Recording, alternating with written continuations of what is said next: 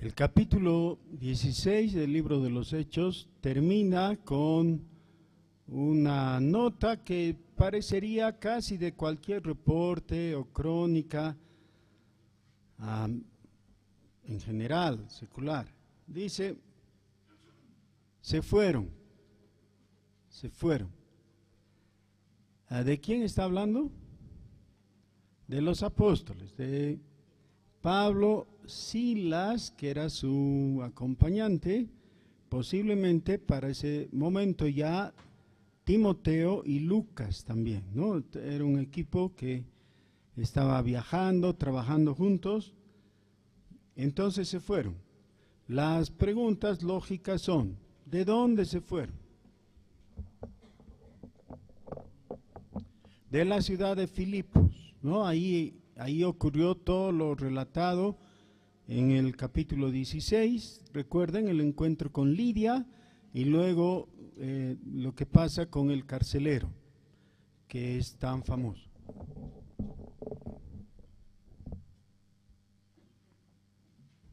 Así que entramos al capítulo 17.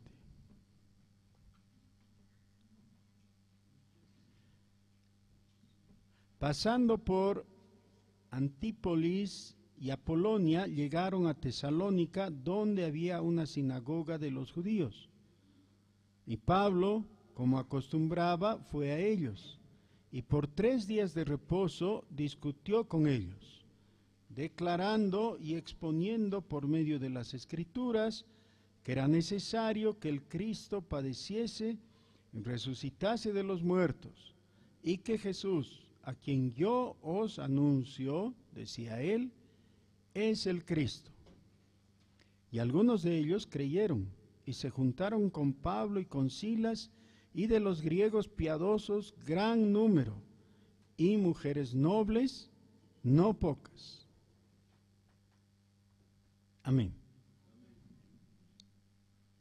Este momento relatado aquí en el libro de los Hechos muestra el inicio de un nuevo trabajo. Ya se han establecido en Filipos, la iglesia ha nacido en Filipos con el grupo de Lidia y ahora pasan a Tesalónica. Pero otra vez no vamos a cometer los típicos errores de los lectores negligentes. Así que nosotros vamos a ir a los mapas. Abran sus mapas en la parte posterior de sus Biblias o donde los tengan, y ahí busquen por favor dónde es Filipos y dónde es Tesalónica.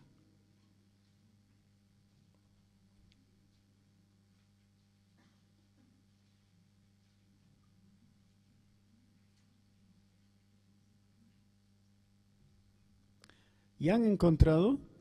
¿Y dónde es? En el norte de Grecia, ¿no? Al norte de Grecia se encuentra Macedonia, y ahí está Filipos y Tesalónica. Muy bien, ya tenemos entonces. ¿Por dónde pasaron? Dice por Anfípolis y en la otra versión Antípolis y Apolonia. Entonces son ciudades bastante cercanas a través de las cuales llegan a Tesalónica y escogen quedarse en esa ciudad porque había una ventaja. Y como muchas veces las ventajas enfocadas de otra manera son desventajas también. La ventaja es que había una sinagoga de los judíos.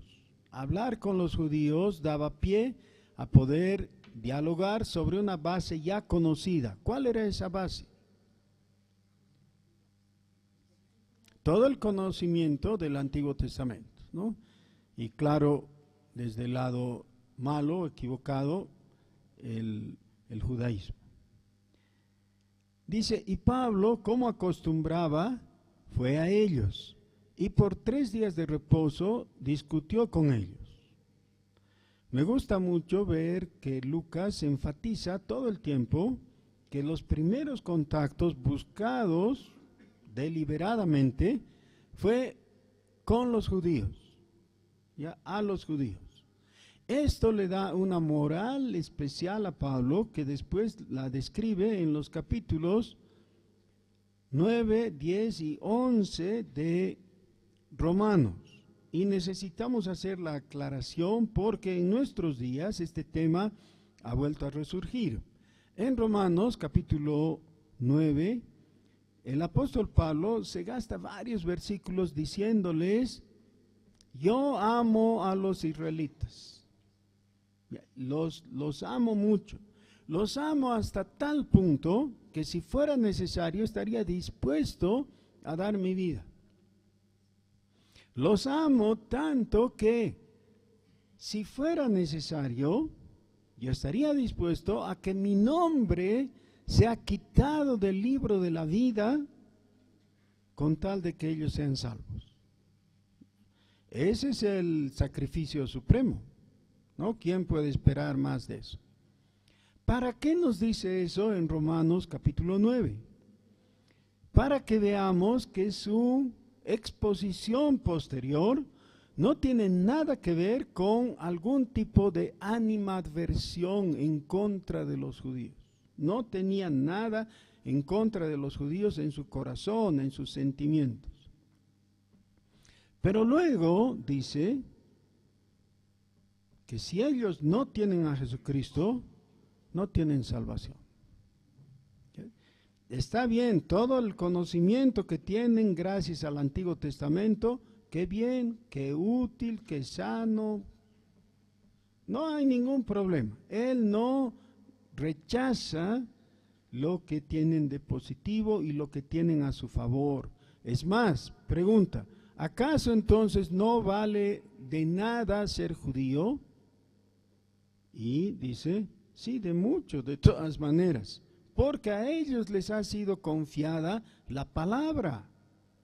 Nosotros tenemos la palabra en 3/4 de su volumen gracias a los judíos, es decir, el Antiguo Testamento. Así que no solamente, igual que Pablo, debiéramos quererlos y reconocerlos como participantes de los beneficios dados por Dios, sobre todo la palabra del Señor, que a nosotros nos sirve tanto, es nuestro Antiguo Testamento, pero nunca debemos confundir todo eso para pensar que por el mero hecho de ser judíos ya son salvos. No son. Porque la salvación solamente se obtiene por la fe en Jesucristo. Así que si no tienen a Jesucristo, no tienen nada. Por esta razón, entonces, el apóstol Pablo va a buscarles a la sinagoga. Y en la sinagoga, buscado el espacio necesario, entra en una confrontación con ellos para convencerles del Evangelio, para mostrarles que las promesas contenidas en el Antiguo Testamento tienen su cumplimiento en Jesús. Y de ahí nace el Nuevo Testamento, obviamente. El versículo 3 dice: declarando y exponiendo por medio de las Escrituras que era, y luego sí, ¿ya? Declarando, exponiendo, demostrando que la fiel interpretación de la Escritura del Antiguo Testamento inevitablemente nos llevan a Jesucristo. Esto es algo de gran importancia, porque algunas personas han cometido uno de dos errores posibles en los dos extremos. Cristianos que piensan, igual que Marción fue uno de los primeros herejes, ¿no?, en el siglo II. Marción quiso conformar su propia Biblia. La primera cosa que hizo es sacar el Antiguo Testamento, despreció todo el Antiguo Testamento. Y del Nuevo Testamento escogió las cartas paulinas, y el Evangelio de Lucas recortado. Esa era toda su Biblia. Y por esa razón, en reacción a eso, los cristianos de su época buscaron conformar el canon de la Biblia. Entonces reconocieron al Antiguo Testamento con sus 39 libros y el Nuevo Testamento con los libros que tiene.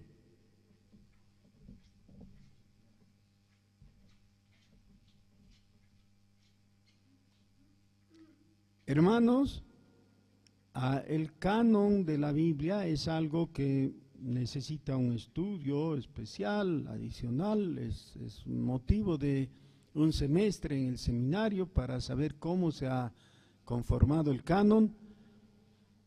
No todos están dispuestos a pasarse el tiempo en estudiar tecnicismos y todo, pero es bueno que sepamos, este libro no ha nacido junto, porque en realidad es una biblioteca, ¿ya? Cada una de las epístolas, cada uno de los libros del Antiguo y el Nuevo Testamento han sido escritos por separado, pero esas escrituras han sido confiadas al pueblo de Dios.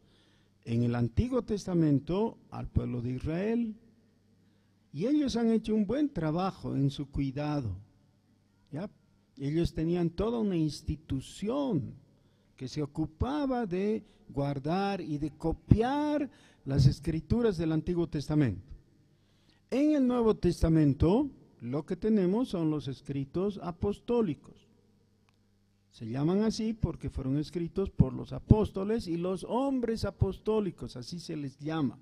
Es decir, personas muy íntimamente relacionadas a los apóstoles y recibidos, aprobados por los apóstoles.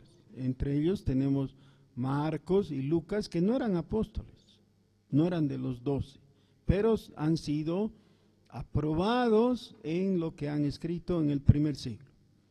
Muy bien, entonces, lo que está diciendo aquí es que el apóstol Pablo, que no tenía el Nuevo Testamento, obviamente,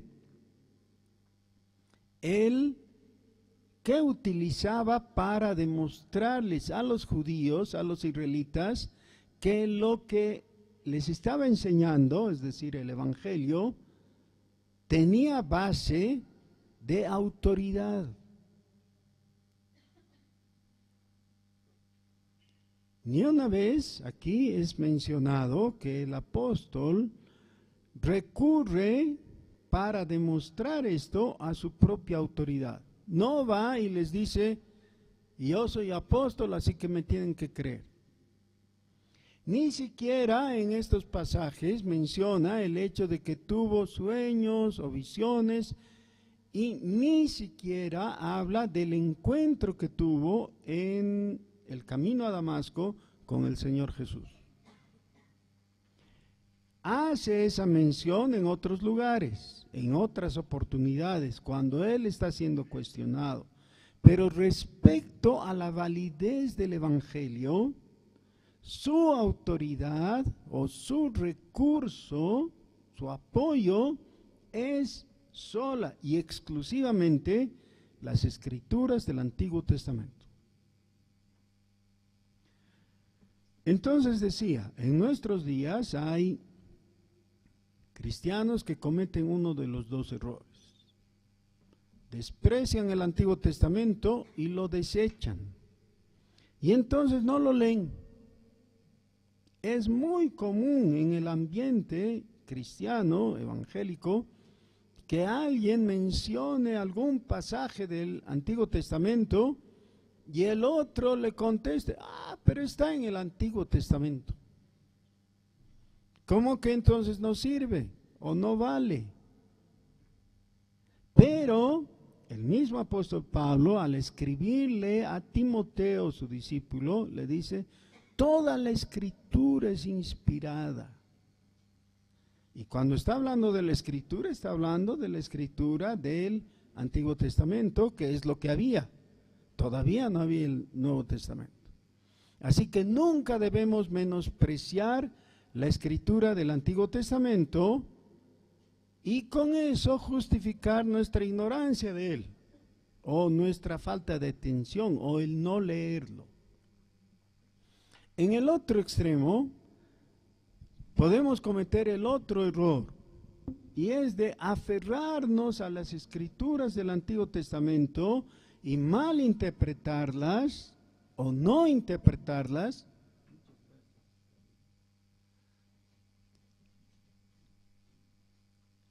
y aplicarlas directamente a nosotros. Es decir, podemos tomar la ley, por ejemplo, y tratar de aplicarla en nuestros días sin filtrar su enseñanza por el Nuevo Testamento. Por ejemplo, el querer celebrar algunos sacrificios o fiestas propias de Israel por la instrucción del Antiguo Testamento. Está recurrentemente practicado en algunas iglesias el utilizar elementos propios del culto del Antiguo Testamento, ¿no? Había una época, hace poco, hace 15 años, 20 años, que en los templos evangélicos habían banderas de Israel. Y yo alguna vez he conversado con un pastor, ¿y para qué han puesto la...? No, es que Israel es el pueblo de Dios. Conste que esas banderas ni siquiera son del Antiguo Testamento, ¿no? Son modernas del nuevo Estado de Israel. Es un afán totalmente antibíblico de tratar de rescatar lo que no, ni siquiera está. Ahora esto es más común de esta época, qué sé yo, a partir de la segunda década de este siglo, del siglo XXI, han comenzado a realizar otra vez ritos del judaísmo. Y no es extraño oír así a hermanos cristianos que dicen, no, es que estamos preparando, dentro de 3 meses vamos a celebrar la Pascua. ¿Y por qué van a celebrar la Pascua? No tiene sentido. ¿Por qué habrían de celebrar la Pascua? O la fiesta de los panes sin levadura, o Pentecostés, o cosas así. ¿Por qué? Solamente porque leen el Antiguo Testamento, les parece interesante y lo aplican a nuestra realidad sin entender todo el trasfondo y la estructura teológica que se necesita. ¿Cuál es esa estructura? No hay que confundirse, no hay que pensar que es algo muy complicado. Es bien sencillo.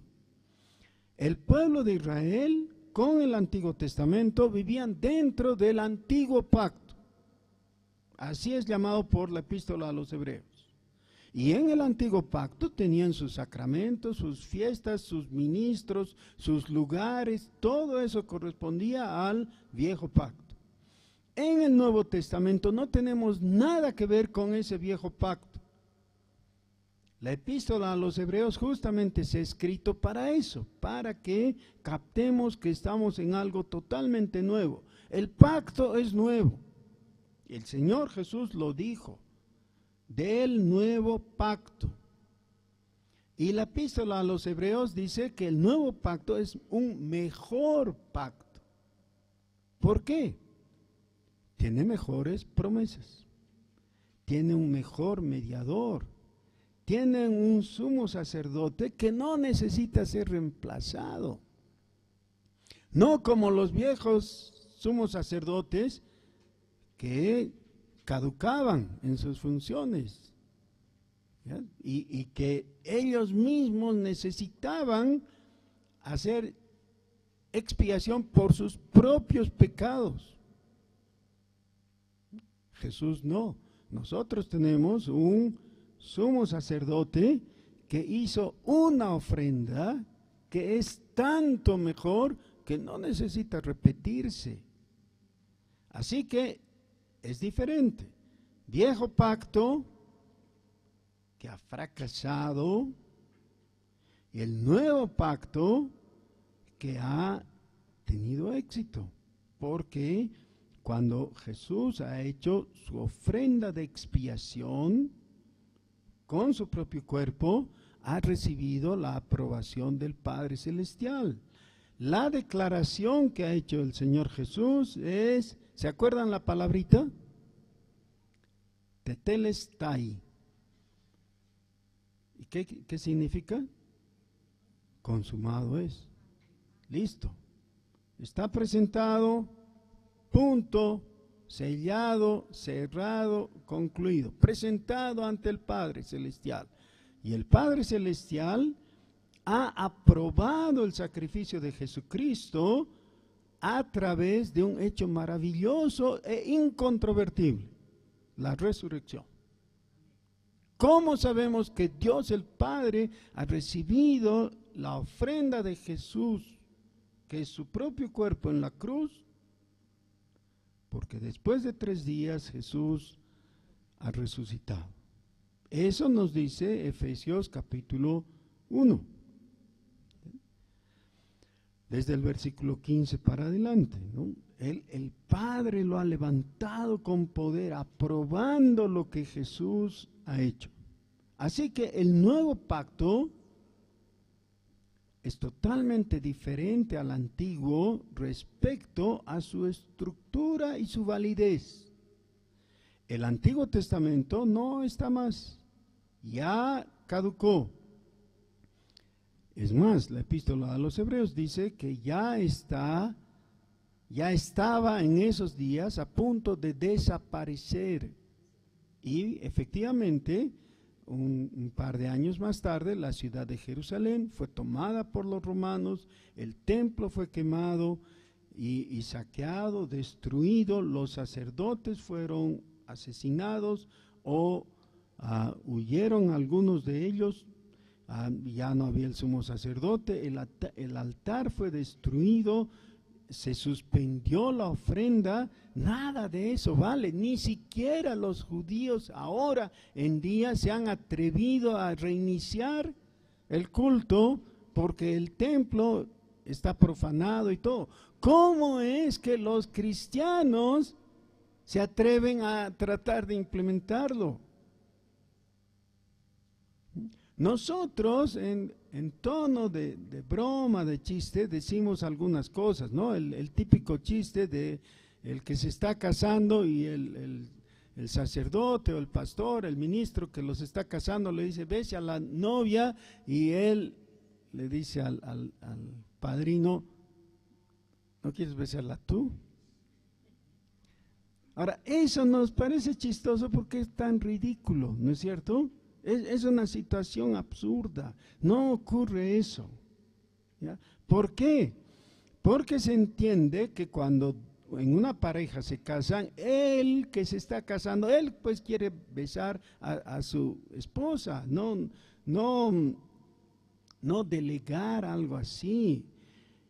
Pues la relación entre Jesús y su iglesia está comparada en la epístola a los Efesios exactamente así, como el marido y su mujer.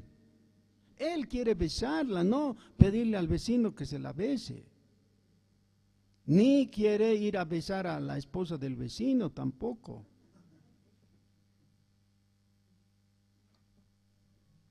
En el nuevo pacto tenemos todo. Además, perfecto. Tenemos un Salvador sin mancha. Una ofrenda ya aceptada. Los sacramentos totalmente renovados. El bautismo y la Santa Cena, que reemplazan a la circuncisión y la Pascua. ¿Cómo puede ser que alguien que se llame cristiano y celebra la Santa Cena quiera también celebrar la Pascua? Es como el novio en el altar dice, bueno, está bien, ministro, voy a besar a mi novia, pero también quisiera besar a la dama de honor. ¿Me permite? Sí, ojalá les parezca chistoso, para que se den cuenta de cuán ridículo es que cristianos quieran celebrar la Pascua. O que escojan, por motivos rituales, celebrar la circuncisión.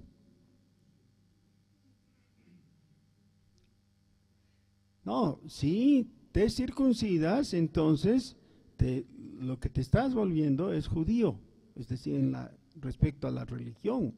No eres cristiano. El cristiano es el que recibe el bautismo, no el que tiene la circuncisión. Es así de básico, pero las confusiones que surgen son originadas en la mente malvada de Satanás para perjudicar al cuerpo de Cristo. Por eso necesitamos volver a leer con más atención esto. Miren, cuando Pablo busca efectivamente a los de la sinagoga porque eran judíos, no para participar de sus rituales y todo eso, sino para ¿qué? ¿Qué es lo que hace?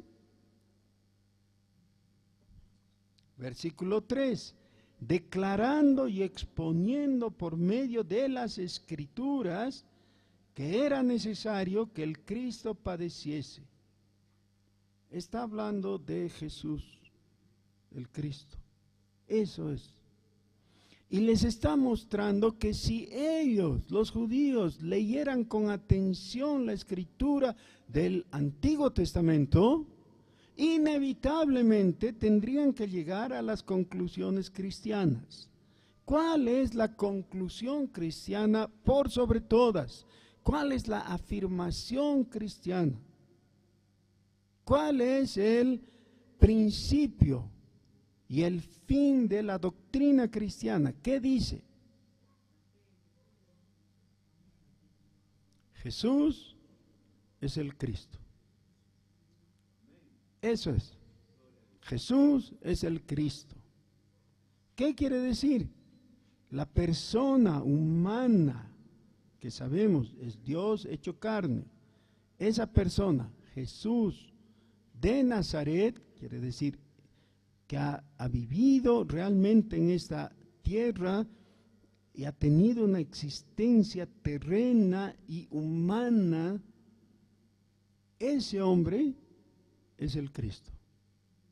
¿Qué significa el Cristo? El capacitado por Dios para llevar adelante la misión que Dios le ha dado, que es la misión de redimirnos, es decir, es el Redentor. Eso es, Jesús es el Cristo. El mundo todo el tiempo está proponiendo Cristos. Todo el tiempo. Cada candidato político es un Cristo con minúsculas. Porque ¿qué hace el candidato? Dice, nuestro país está yendo al despeñadero, pero si ustedes votan por mí, yo puedo sacar a nuestro país a mejores días. ¿Qué está diciendo? Por supuesto, con otras palabras, está diciendo, yo soy el Cristo.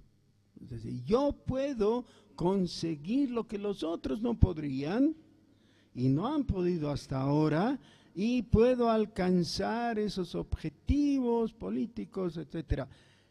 Yo estoy capacitado.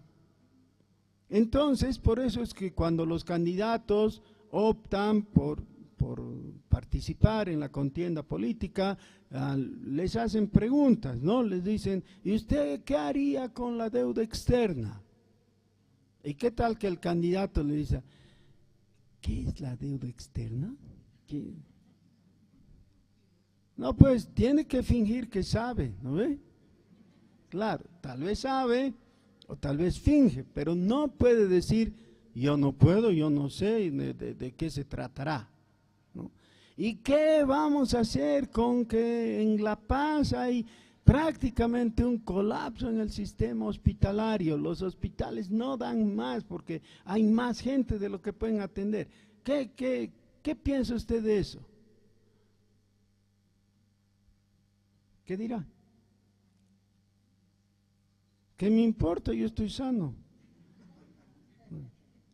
No, tiene él que poder decir, sea cierto o falso, yo tengo soluciones, tengo propuestas, tengo ideas, yo estoy capacitado. Pero cada vez, sin excepción, cada vez que alguien se ha presentado así, ha tenido que reconocer más adelante que no ha cumplido todo. En el mejor de los casos ha cumplido algo de lo que ha prometido, de lo que ha ofrecido, de lo que ha dicho, pero no todo. Porque en el fondo de todo hay solamente uno que efectivamente ha hecho lo que ha dicho que iba a hacer: Jesús. Jesús, interrogado por Pilato, no quería contestar. Cuando finalmente llegó el momento, él contestó. ¿Cuál era la pregunta de Pilato? ¿Efectivamente eres el rey de los judíos? Pero ¿cuándo es que Jesús dijo, un momento, aclámenme, yo soy el rey o algo así? ¿Dijo alguna vez? ¿Esperó, pidió que lo aclamen o que lo reconozcan? No, no ve, era una equivocación de Pilato, pero porque los judíos le habían dicho. Pero cuando ya llegó el momento, Jesús sí dio una respuesta. ¿Cuál era esta? Dijo, yo he venido para dar testimonio de la verdad.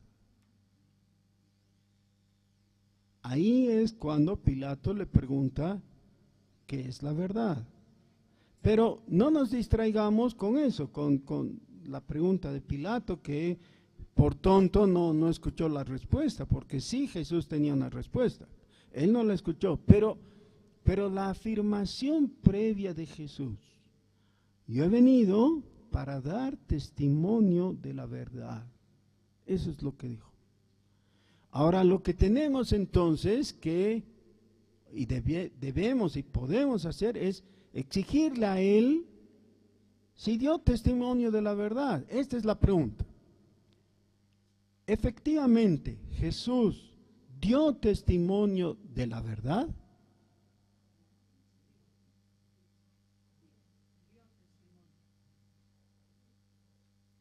Si no podemos reconocer la verdad, entonces ¿cómo podríamos decir que sí o que no? Primero necesitamos saber cuál es la verdad. Veamos otra vez con atención, por favor no se cansen, luchen con este texto, porque este texto es clave, es vital. Versículo 3, ¿qué es lo que hacía el apóstol Pablo? Dice, discutió con ellos, declarando y exponiendo por medio de las Escrituras que era necesario que el Cristo padeciese y que resucitase de los muertos, y que Jesús, a quien yo os anuncio, decía él, no cualquier Jesús, el Jesús que él anunciaba, que es el Jesús de Nazaret de los evangelios. El Jesús a quien yo os anuncio es el Cristo. Este es el asunto. En cada momento en que te encuentras sin respuesta, necesitas volver a esta afirmación. Jesús es el Cristo.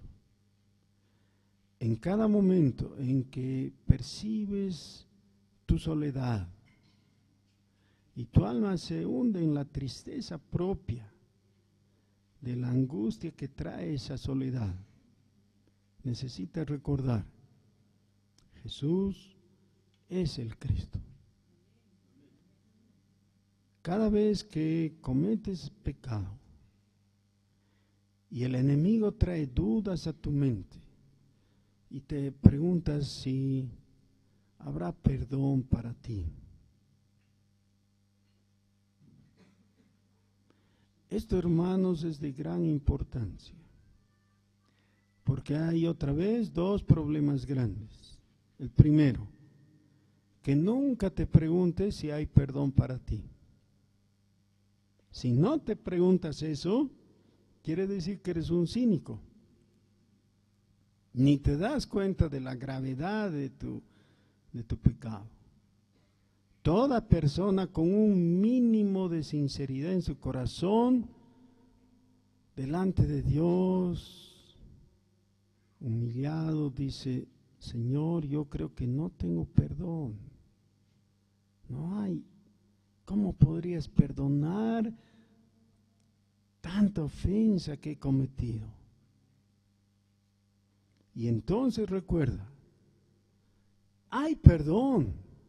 ¿Por qué? ¿Cuál es la razón para afirmar sin duda alguna, sin ambajes, sin medias tintas? Hay perdón para el pecador. ¿Por qué? Porque Jesús es el Cristo. Él no ha fracasado. Él ha vencido a la tentación, ha vivido en forma santa y su justicia viene a contrapesar tu pecado horrible. Su justicia es mayor. Esto no es aliento para que pequemos más, es aliento, es ánimo para que confiemos en el Salvador. Tu pecado puede ser muy grande. Más grande es el mérito de Jesucristo. Más grande es su justicia, y esa su justicia maravillosa te es imputada a ti, es decir, te es tomada en cuenta, te es contada como si fuera tuya.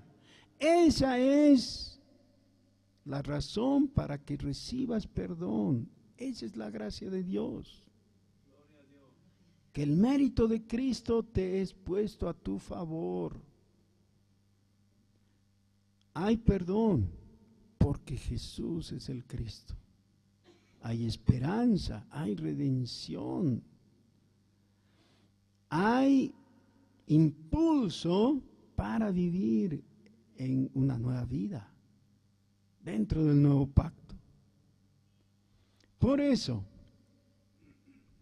3 días de reposo consecutivos, el apóstol fue a la sinagoga y habló demostrando por las Escrituras que Jesús es el Cristo y que el concepto que ellos tenían de Cristo era totalmente equivocado. Ellos esperaban un Cristo lleno de poder político, de autoridad, de abolengo, de gloria terrena. Y les dicen: no, eso está equivocado. El Cristo es aquel que ha traído Dios más bien para que muera. Era necesario que muera y que resucite. Y eso es lo que ha hecho Jesús. Aquí lo que tenemos realmente es el Evangelio. Este es el Evangelio presentado a un público que tenía todo lo necesario para entender y creer. Por tanto, versículo 4, algunos de ellos creyeron y se juntaron con Pablo y con Silas. Ahora, esto otra vez es esclarecedor. El creer en el mensaje de alguien así, de un heraldo como Pablo, exige una posición, una determinación. Cuando yo era adolescente, solían venir algunos grandes predicadores internacionales. Hace tiempo que ya no ocurre eso, ¿no? Y llenaban el estadio o por lo menos el Coliseo cerrado. Algunos de esos predicadores eran buenos predicadores como expositores de lo que enseñaban, y varios de ellos eran bastante fieles en su exposición del Evangelio. Pero había un detalle sumamente negativo. Varios de esos predicadores solían decir: yo no estoy predicando una religión ni una iglesia, estoy predicando a Jesús, y lo que necesitas es convertirte y volver a tu iglesia. Y eso suena muy ecuánime, muy abierto de mente y muy desinteresado, y claro, muy acogido por todos. Pero es una trampa de Satanás. Si te conviertes, claro que tienes que dejar donde estabas. Claro que tienes que romper los lazos antiguos. Claro que sí. Si te conviertes, tienes que unirte, en este caso, a Pablo y su equipo. Tienes que dejar la sinagoga, no puedes seguir en la sinagoga. Nosotros tenemos, todos nosotros, familiares y amigos y vecinos católicos romanos. Y si entre los presentes hay algún católico, yo cordialmente le doy la bienvenida, como persona, como individuo. Pero sería de parte de mí sumamente desleal con él decirle: bueno, ahora vuelve nomás a la Iglesia Católica, porque si has creído en el Evangelio, ahí puedes volver y ser sal y ayudarles. No. Hay un momento en que hay que romper. Hay un momento en que la persona tiene que darse cuenta: yo era parte de un grupo, aunque sea un grupo de 1.000 millones de personas, no importa, de gente que está equivocada, que ha malentendido, que ha anunciado que la salvación es por obras, y que ha creído lo que la Biblia no dice, y que ha aceptado a otra persona como mediador o mediadora. Estoy hablando de María, ¿no? Esa es doctrina oficial de la Iglesia Católica, que María es intercesora junto con Jesús. No se puede aceptar. No puedes permanecer dentro del error cuando de ese error depende que pierdas el Evangelio. Porque el Evangelio tiene esos aspectos antipáticos que a muchos no les gustaría, pero el Evangelio dice que solo Cristo salva. Pero no solamente que solo Cristo salva, sino que Cristo salva cuando está solo. Es decir, no necesita un colaborador, no necesita una ayuda, no necesita alguien que medie entre el pecador y él, que le lleve, que interceda, que le ayude en alguna manera. No necesitas a los santos, no necesitas a la Virgencita, no necesitas el sacramento de tal o cual sacerdote. Necesitas fe en Jesucristo y conocer a Jesucristo personalmente como Señor y Salvador, y recibirle en tu corazón y vivir para Él. Eso necesitas. Y punto. Eso es todo. Porque cuando le agregas algo más, estás perdiendo la pureza del Evangelio. El Evangelio no solamente tiene que ser todo el Evangelio, sino que también tiene que ser solo el Evangelio. Únicamente. No discutió de otras cosas el apóstol Pablo. Habló de Jesús. Anunció que Jesús es el Cristo. Y los que oyeron y creyeron se unieron a él. Eso es. Lo cual significó dejar la sinagoga y con eso, en el caso de los judíos, significó no poder hacer más negocios, porque desde ese tiempo hasta ahora los judíos hacen negocios ventajosos con los suyos. Convertirse para un judío es dura cosa. De comienzo nomás su familia lo deshereda y lo bota. Así es. Igual que los musulmanes. Sí, bueno, pero el que cree tiene que definir su corazón. O soy de Cristo o no soy. No puedo ser de Cristo y de el queco. Una y otra vez, el Antiguo y el Nuevo Testamento requieren de nosotros una definición respecto a nuestra posición con Dios, con Jesucristo. Y no admite medias tintas y no admite añadiduras.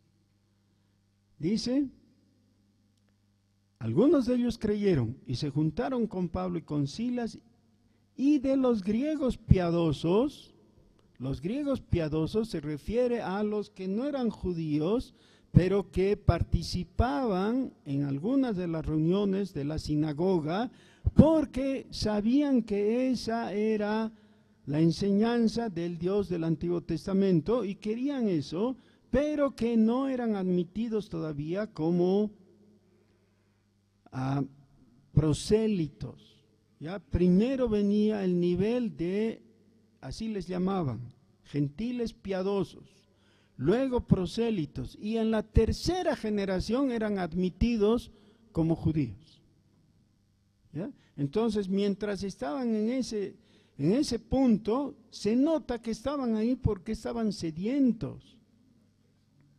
Y estas personas, dice, creyeron en el anuncio de Pablo y se juntaron con él, y mujeres nobles no pocas. Versículo 5. Entonces los judíos que no creían, teniendo celos, tomaron consigo a algunos ociosos, hombres malos, y juntaron una turba, alborotando la ciudad y asaltando la casa de Jasón, procuraban sacarlos al pueblo. ¿Qué es lo que pasa? De nuevo, la persecución. Tengo que hacer un anuncio, es este. Si quieres a Cristo, tú sales ganando, porque recibes la salvación. Si quieres a Cristo, tú sales perdiendo. ¿Por qué? Va a haber persecución, de alguna forma. Nadie tiene que asombrarse, nadie tiene que pensar que extraño, me convierto y me empieza a ir mal. El ascenso que me prometieron en la oficina se lo han dado a otro. Y yo era el presidente de mi club y ahora me han dicho que renuncie, porque ya no les dejo farrear como antes, ¿no? Cualquier razón así. ¿Va a haber persecución? Claro. Es posible que tu novia te deje. No sería extraño. Van a ocurrir ese tipo de cosas. Dice la segunda epístola a los Corintios que es para el cristiano este tiempo es tiempo de tribulación. ¿Va a haber tribulación? Sí. Pero entonces, ¿cómo es al final? Si quieres a Cristo, ¿sales ganando o sales perdiendo? Hay cosas que vas a tener que perder. Por supuesto, sales ganando porque tienes la salvación y tienes para los días que te restan sobre este mundo la presencia del Salvador contigo, cuidándote, guiándote. Y vas a ver que en lo que pierdes en realidad era pura apariencia, era algo que no tenía fruto, era algo sin sentido. Pero lo que sí puedo decirte con toda certidumbre, necesitas a Jesucristo. Necesitas convertirte y aferrarte a Él y unirte a Él, a su causa, a su pueblo, ahora mismo. Oremos. Santo Dios, muchas gracias, Señor, por tu palabra y por este pasaje de la Biblia, donde vemos de nuevo tan claramente el Evangelio. Vemos declarada cuál es tu voluntad, no solamente para con la gente de Tesalónica, sino con nosotros, Señor. Señor, danos la claridad que tuvo Lucas al escribir esto, que tuvo Pablo al predicarte a ti ante los hombres, y que han tenido todos aquellos que han visto tu luz en tu palabra por el Espíritu. Señor, no nos dejes en confusión. Extirpa todo elemento de duda de nuestros corazones. Señor, afírmanos en tu palabra.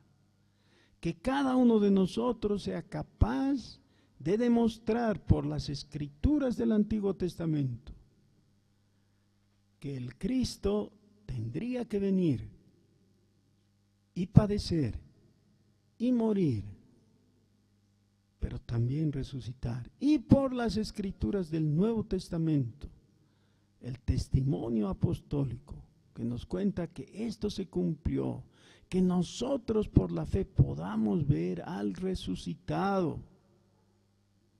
Señor, engrandécete y cumple en nosotros tu voluntad, en el nombre de Jesús. Amén.